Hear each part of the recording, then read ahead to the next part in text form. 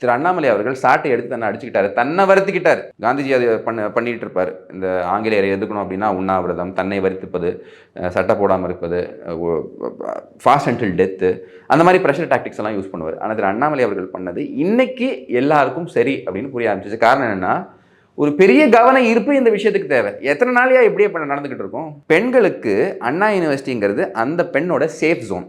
அது ஏதோ ரோட்டில் நடந்த விஷயமோ, இல்லை இருட்டில் நடந்த விஷயமோ, ஒரு பார்க்கில் நடந்த விஷயமோ, ஒரு சமூகத்தில் வெளியில் ஒரு இடத்துல நடந்த விஷயமோ கிடையாது.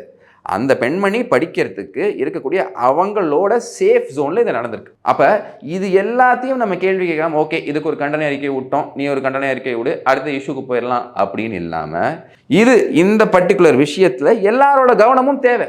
அதுக்கு என்ன தேவையோ அதை பண்ணியிருக்காரு. அதான் சொல்லுவாங்க, பெஹரோं को सुनने के लिए धमाके की जरूरत चाहिए அப்படின்னு சொல்லுவாங்க. இது யார் சொன்னான்னா பகத்சிங் சொன்னார்.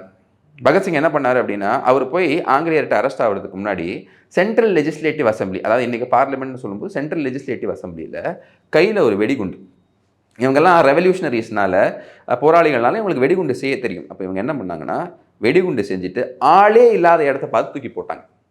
அப்போ அவர் எதுக்கு யாருமே இல்லைப்பா, யாரையுமே கொல்லவே இல்லை, எதுக்குப்பா இந்த குண்டை தூக்கி போட்டு அரெஸ்ட் ஆகிற அப்படின்னா, இப்போ இந்த வெடி சத்தம் இருக்குது பார்த்தீங்களா, எல்லாருக்கும் கேட்டிருக்கும்.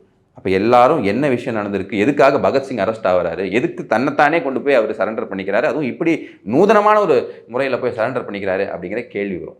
அந்த கேள்வி பேசும் பொருளாகும். அந்த பேசும் பொருள் சமூக மாற்றத்தை கொண்டு வரும். அதனால் என் உயிரே போனாலும் பரவாயில்ல அப்படின்னு அன்னைக்கு பகத்சிங் பண்ணார். அதே மாதிரி இன்னைக்கு திரு அண்ணாமலை அவர்கள் பண்ணது எல்லா மத்தியிலையும் போய் சேர்ந்துருக்கு.